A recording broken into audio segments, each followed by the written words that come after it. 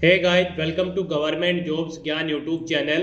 Guys, आज की इस वीडियो में हम बात करेंगे airports authority of India limited के एक new recruitment notification online form apply process के बारे में। जी हाँ दोस्तों, airport authority of India AAI ने यहाँ पर junior executive air traffic control ATC के 496 खाली पदों को भरने के लिए नोटिफिकेशन रिलीज कर दिया है। कैसे आप इन पोस्ट के लिए बिना कोई मिस्टेक किए हुए अप्लाई कर सकते हो, इसकी पूरी जानकारी हम आपको स्टेप बाय स्टेप रजिस्ट्रेशन से लेकर प्रिंट तक देंगे। बस आपको इस वीडियो को स्किप किए बिना शुरू से लेकर एंड तक देखना है। उसके बाद वीडियो पसंद आए तो इसे लाइक और शेयर कर दें, चैनल पर नए हो तो इसे सब्सक्राइब कर ले। तो गाइस, बिना कोई वक्त गंवाए चलिए शुरू करते हैं। आपको इस वीडियो के डिस्क्रिप्शन बॉक्स में हमारी वेबसाइट IND-sarkari-naukri.in के इस पेज का लिंक मिल जाएगा। यहाँ पर आपको इस भर्ती के रिगार्डिंग पूरी डिटेल प्रोवाइड करा दी गई है। Airports authority of India AAI ने junior executive air traffic control ATC के 496 खाली पदों को भरने के लिए नोटिफिकेशन रिलीज कर दिया है। आप 1 नवंबर 2023 से 30 नवंबर 2023 तक अप्लाई कर सकते हो। आपको इस पेज को नीचे स्क्रॉल डाउन करना है। इंपोर्टेंट लिंक सेक्शन में आकर ऑफिशियल नोटिफिकेशन पीडीएफ लिंक पर क्लिक करके इस भर्ती के नोटिफिकेशन को ओपन कर लेना है और इसमें से आपको पूरी डिटेल रीड कर लेनी है। उसके बाद आपको अप्लाई करना है। अप्लाई करने के लिए भी आपको हमारी वेबसाइट के इसी पेज पर अप्लाई ऑनलाइन का ये लिंक दिया गया है। जैसे ही आप इस लिंक पर क्लिक करोगे तो आपके सामने एयरपोर्ट्स अथॉरिटी ऑफ इंडिया का ये ऑफिशियल पोर्टल खुलेगा। यहाँ पर अगर आपने पहले से रजिस्ट्रेशन कर रखा है तो आपको लॉगिन की टैब पर क्लिक करके लॉगिन कर लेना है और फिर अपना फॉर्म फिल करना है। और अगर आप इस भर्ती के लिए फर्स्ट टाइम अप्लाई करने जा रहे हो तो सबसे पहले यहाँ पर आपको अपना रजिस्ट्रेशन करना होगा। उसके लिए आपको रजिस्टर की इस टैब पर क्लिक करना है। फिर आपके सामने रजिस्ट्रेशन का फॉर्म ओपन हो जाएगा।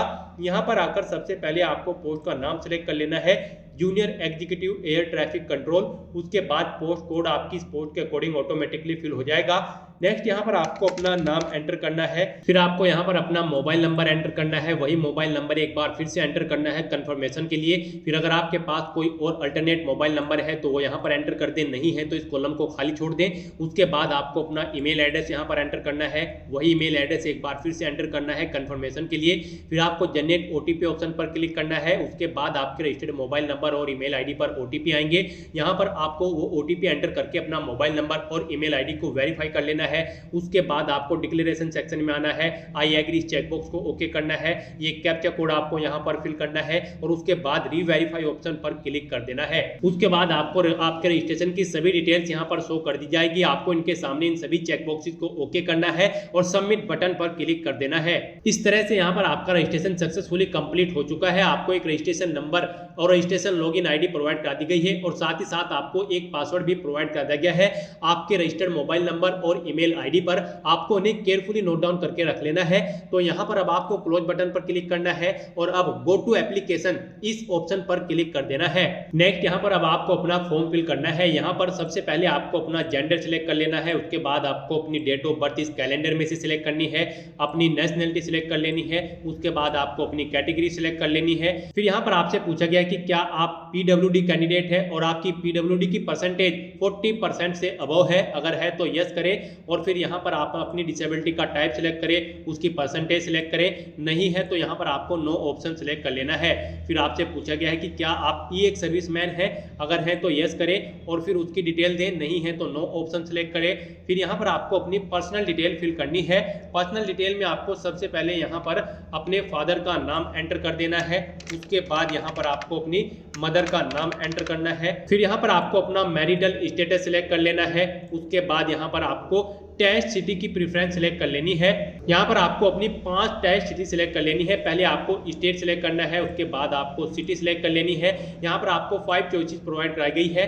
आप 5 स्टेट और 5 सिटी यहाँ पर सिलेक्ट कर लें। उसके बाद यहाँ पर आपसे पूछा गया है कि क्या आप एएआई इंटरनल कैंडिडेट हैं। अगर है तो यस करें और फिर उसकी डिटेल दें, नहीं है तो नो ऑप्शन सिलेक्ट कर ले। फिर आपसे पूछा गया है कि क्या आपने 1 साल की अप्रेंटिस की ट्रेनिंग एआई में कंप्लीट कर ली है। अगर कर ली है तो यस करें और फिर अपना अप्रेंटिसशिप नंबर यहाँ पर एंटर करें, नहीं की है तो नो ऑप्शन सेलेक्ट कर ले। फिर आपसे पूछा गया है कि क्या आप एएआई या फिर सेंट्रल गवर्नमेंट या फिर स्टेट गवर्नमेंट या फिर किसी अन्य और बॉडी या फिर पब्लिक सेक्टर में कार्यरत है, अगर है तो यस करें, नहीं है तो नो ऑप्शन सेलेक्ट करें। और उसके बाद अब आपको यहाँ पर सेव एंड नेक्स्ट ऑप्शन पर क्लिक कर देना है। नेक्स्ट यहाँ पर आपको अपना कोरोस्पोंडेंस एड्रेस एंटर करना है और उसके बाद आपको अपना परमानेंट एड्रेस एंटर कर देना है। और अगर आपका परमानेंट एड्रेस और कोरोस्पोंडेंस एड्रेस सेम है तो बस यहाँ पर आपको इच permanent address same as correspondence address में यहाँ पर यस ऑप्शन को सिलेक्ट कर लेना है। ऑटोमेटिकली आपका परमानेंट एड्रेस आपके कोरोस्पोंडेंस एड्रेस के अकॉर्डिंग फिल हो जाएगा। उसके बाद आपको सेव एंड नेक्स्ट ऑप्शन पर क्लिक कर देना है। नेक्स्ट यहाँ पर आपको अपनी क्वालिफिकेशन और एक्सपीरियंस की डिटेल प्रोवाइड करानी है। गाइस यहाँ पर junior executive air traffic control की पोस्ट पर अप्लाई करने के लिए आपके पास फुल टाइम बैचलर डिग्री होनी जरूरी है, 3 साल की बीएससी की विद फिजिक्स और मैथ, या फिर full time regular bachelor degree आपके पास इंजीनियरिंग की किसी भी डिसिप्लिन में होनी जरूरी है और उसमें फिजिक्स और मैथमेटिक्स एक सब्जेक्ट के रूप में होने भी अनिवार्य है सेमेस्टर वाइज।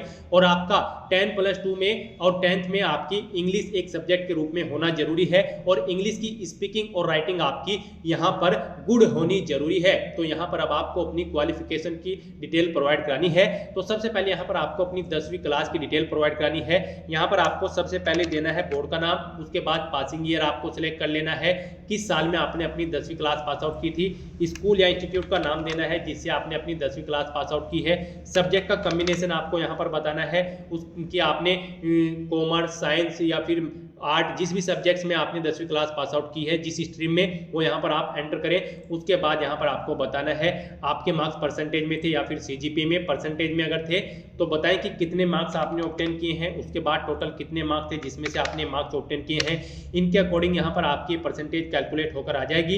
इसी तरह से यहाँ पर आपको अपनी 12वीं क्लास की डिटेल फिल कर देनी है। उसके बाद यहाँ पर आपको अपनी इसेंशियल क्वालिफिकेशन की डिटेल प्रोवाइड करानी है, यानी कि बैचलर डिग्री की। अगर आपने पास आउट कर ली है तो पास सिलेक्ट करें, यहाँ पर एपेड कैंडिडेट भी अप्लाई कर सकते हैं। तो पास अगर आप कर चुके हो तो यहाँ पर आपको कोर्स का मोड सिलेक्ट करना होगा, रेगुलर या फिर प्राइवेट। उसके बाद यहाँ पर रेगुलर ही आपको ऑप्शन मिलेगा क्योंकि रेगुलर यहाँ पर आपके पास बैचलर डिग्री होनी जरूरी है। उसके बाद यहाँ पर आपको डिग्री का नाम सिलेक्ट कर लेना है, आपने बीएससी इंजीनियरिंग में या BSc with physics and mathematics में अपनी डिग्री कंप्लीट की है या फिर बीई बीटेक की डिग्री आपके पास है। तो यहाँ पर डिग्री का नाम सिलेक्ट करने के बाद आपको इंस्टीट्यूट का नाम देना है जिससे आपने अपनी डिग्री कंप्लीट की है, सब्जेक्ट देने हैं जिसमें आपने अपने ये डिग्री कंप्लीट की है, फिर पासिंग मंथ और ईयर यहाँ पर आपको पासिंग ईयर यहाँ पर आपको सिलेक्ट कर लेना है, कब आपने अपनी ये डिग्री पास आउट की है। पासिंग मंथ और ईयर आपको यहाँ पर सिलेक्ट करने के बाद बताना है कि आपके मार्क्स परसेंटेज में थे या फिर सीजीपीए में। परसेंटेज में अगर थे तो बताएं कि कितने मार्क्स आपने ऑब्टेन किए हैं, टोटल कितने मार्क्स थे जिसमें से आपने मार्क्स ऑब्टेन किए हैं, इनके अकॉर्डिंग आपकी परसेंटेज यहाँ पर कैलकुलेट होकर आ जाएगी। फिर आपसे पूछा गया है कि क्या आपने फिजिक्स और मैथमेटिक्स सब्जेक्ट के साथ अपना यहाँ पर डिग्री कंप्लीट की है, अगर की है तो यस करें, नहीं तो नो ऑप्शन सिलेक्ट कर ले। फिर आपसे पूछा गया कि क्या आपके पास 10वीं और 12वीं क्लास में इंग्लिश एक सब्जेक्ट के रूप में था, तो यहाँ पर आपको यस ऑप्शन सिलेक्ट करना है। फिर आपसे पूछा गया है कि आपका इंग्लिश का राइटिंग और स्पीकिंग का लेवल यहाँ पर स्टैंडर्ड बेस्ट होना चाहिए, तो यहाँ पर भी आपको यस ऑप्शन सिलेक्ट कर लेना है।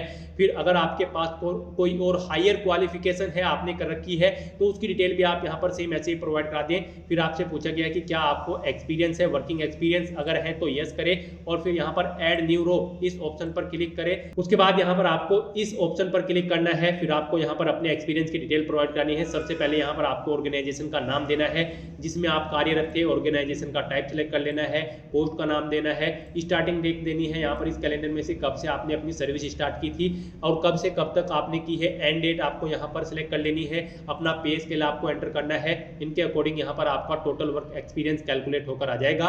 और अगर आपको एक्सपीरियंस नहीं है तो यहाँ पर आपको नो ऑप्शन सिलेक्ट कर लेना है। इस तरह से अपनी एजुकेशनल क्वालिफिकेशन और एक्सपीरियंस की डिटेल फिल करने के बाद अब आपको सेव एंड नेक्स्ट ऑप्शन पर क्लिक कर देना है। नेक्स्ट यहाँ पर आपको अपने कुछ डॉक्यूमेंट्स अपलोड करने हैं और फीस पेमेंट करना है अगर आप फीस के दायरे में आते हो। यहाँ पर गाइड अगर आप जनरल ओबीसी ईडब्ल्यूएस कैंडिडेट हैं तो आपको 1000 रुपये फीस के रूप में जमा कराने होंगे और अगर आप एससी एसटी या फीमेल कैंडिडेट हैं तो आपको कोई फीस जमा नहीं करानी है। तो यहाँ पर सबसे पहले आपको अपने कुछ डॉक्यूमेंट्स अपलोड करने हैं। आपको अपना पासपोर्ट साइज फोटो और सिग्नेचर यहाँ पर अपलोड करने हैं। आपको click here to upload option पर क्लिक करना है। फिर यहाँ पर आपको आपके डॉक्यूमेंट की गाइडलाइन दे दी गई है, जैसे कि आपका फोटो 50 KB से 100 KB के बीच में होना चाहिए जेपीजी या फिर जेपीजी फॉर्मेट में। यहाँ पर आपको drop file /browse to upload इस ऑप्शन पर क्लिक करना है, फाइल को सिलेक्ट कर लेना है और उसे यहाँ पर अपलोड कर देना है। उसके बाद आपको उसे व्यू कर लेना है। ऐसे ही यहाँ पर आपको अपने सिग्नेचर भी अपलोड करने हैं। आपके सिग्नेचर भी 50 KB से 100 KB के बीच में होने चाहिए जेपीजी या फिर जेपीजी फॉर्मेट में। तो अपने डॉक्यूमेंट्स अपलोड करने के बाद आपको उन्हें व्यू कर लेना है। फिर यहाँ पर आपको आपकी फीस का अमाउंट शो कर दिया जाएगा आपकी कैटेगरी के अकॉर्डिंग। फिर आपको डिक्लेरेशन सेक्शन में आना है, इन चेक बॉक्सेस को ओके करना है ये गाइडलाइंस रीड करने के बाद, और उसके बाद आपको ये कैप्चा कोड यहाँ पर फिल करना है और प्रीव्यू बटन पर क्लिक करके अपने एप्लीकेशन फॉर्म का प्रीव्यू चेकआउट कर लेना है। कहीं पर कोई मिस्टेक है तो आप एडिट कर सकते हो, नहीं तो आपको अब यहाँ पर सबमिट बटन पर क्लिक कर देना है। अगर आप रिजर्व कैटेगरी से बिलोंग करते हो तो आपका फॉर्म सक्सेसफुली सबमिट हो जाएगा। इस तरह से आपको मैसेज शो हो जाएगा your application form has been submitted successfully. और अगर आप अनरिजर्व कैटेगरी से बिलोंग करते हो तो पहले आपको फीस पेमेंट करना होगा। फीस के इंटरफेस पर आपको रिडायरेक्ट कर दिया जाएगा। आप debit card, credit card, net banking या फिर यूपीआई के थ्रू अपना फीस पेमेंट करके फॉर्म सबमिट कर सकते हो। तो यहाँ पर अब आपको क्लोज बटन पर क्लिक करना है। आपको अपने एप्लीकेशन फॉर्म का एक हार्ड कॉपी प्रिंट आउट ले लेना है। आपको प्रिंट बटन पर क्लिक करके अपने एप्लीकेशन फॉर्म का एक हार्ड कॉपी प्रिंट आउट ले लेना है फ्यूचर यूज के लिए, फ्यूचर रेफरेंस के लिए। तो दोस्तों ऐसे आप अपना airports authority of India junior executive air traffic control ATC का फॉर्म फिल कर सकते हो। आज की इस वीडियो में बस इतना ही। आई होप ये वीडियो आपको पसंद आई होगी। अगर पसंद आई हो तो इसे लाइक और शेयर करें। चैनल पर नए हो तो इसे सब्सक्राइब कर लें। Thanks for watching.